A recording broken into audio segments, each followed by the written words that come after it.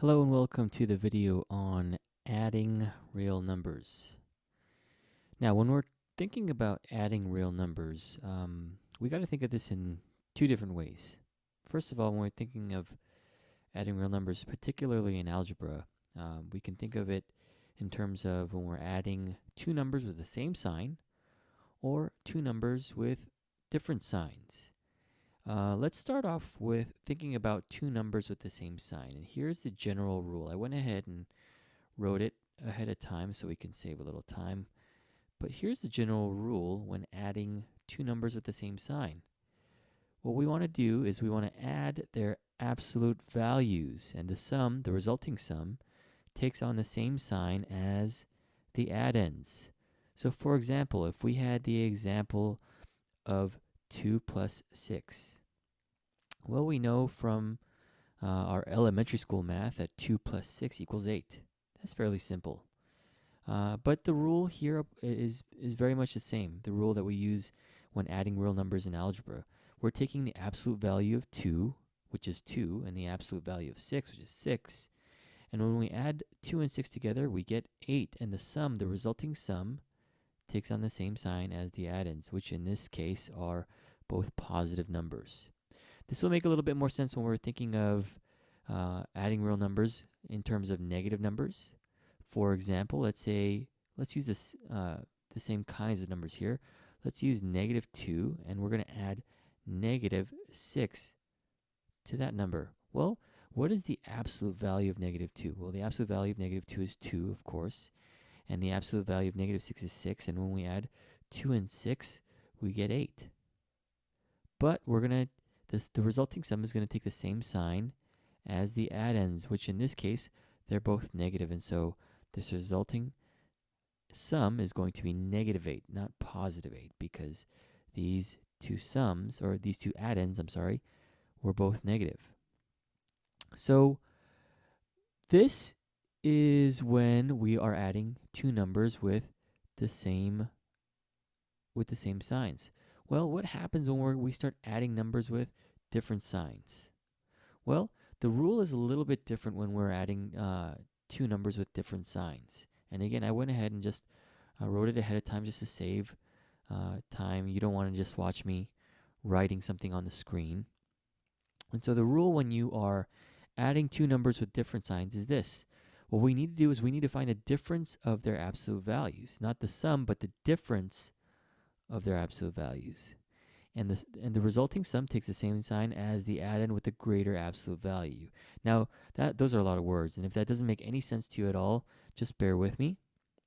Let's think of this in terms of very similar numbers to the ones we were using before. Let's think of this in terms of negative 2, and we're going to add 6 to that number. And in this case, we're trying to add two numbers with different signs. On the left hand addend here is a negative 2, a negative number, and we're adding a positive 6 to it. So here we have two numbers with different signs. Well, the rule says that we need to find the difference of their absolute values.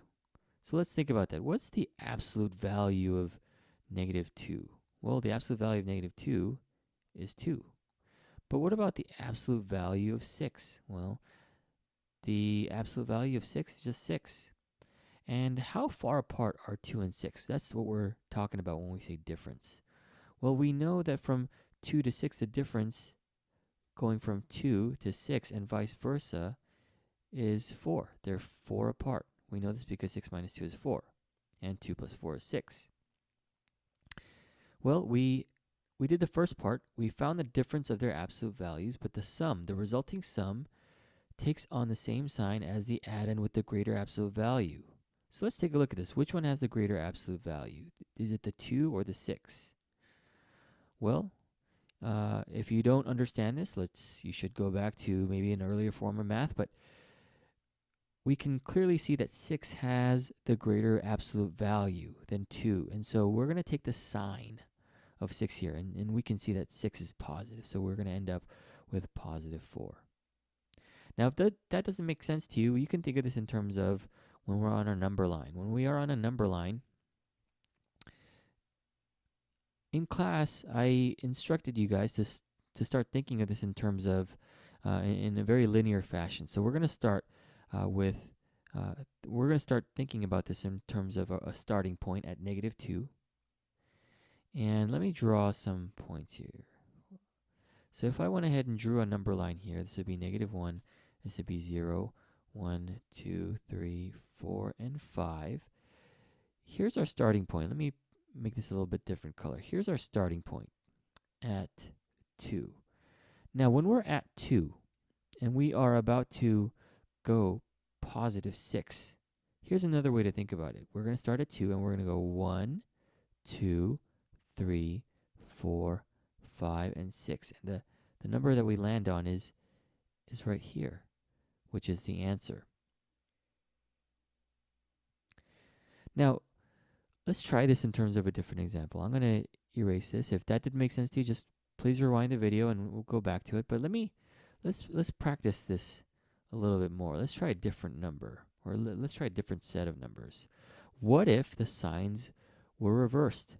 Instead of -2 plus +6, what if it was +2 plus -6? Well, if you want to try this on your own, go ahead and pause the video and then watch the explanation afterwards. I'll give you some time to do that if you wanted to.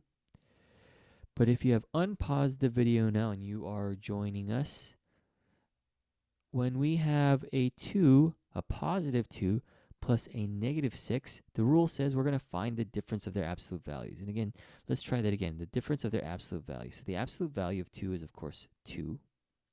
And the absolute value of 6 is, or -6 is 6. And here we can still see that the difference between 2 and 6 is still 4. And we know that because 6 minus 2 is 4, and 2 plus 4 is 6. And so that's how far apart they are. But this is going to be a little bit different from the last equation that we had, in that the sum takes the same sign as the add-in with the greater absolute value. In this case, the 6 has a greater absolute value still, but originally it had a negative sign in front of it. And so in this case, it's going to be a -4, not a +4 like the last equation.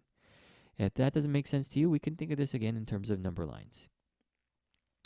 Let's think of this in terms of number lines. I'm sorry about the line. I know my line's kind of ugly, but again, where's our starting point? Our starting point is at 2. So I'm going to go ahead and draw our starting point at 2. Let's go ahead and also draw some more lines here. And when we draw these number lines, and we're going down here, 0, 1, 2, 3, 4, 5, 6. We don't have to go very far. I went ahead and drew all the way down to, I'm sorry, these should be positive, and those should be negative. I didn't go very far, but I knew that we were going to go left, and so I started with the 2 on the far right-hand side. So when we do that, I'm going to make our starting point red again. And in this case, we are going to go 6 spots to the left because this is a -6. And so when we start at a -2 and we go 6 spots to the left, we're going to go 1, 2, 3, 4, 5, and 6. And we land on the -4. And so we know, in this case, that our answer is going to be -4, which is what we got before. Oh, I forgot the negative sign.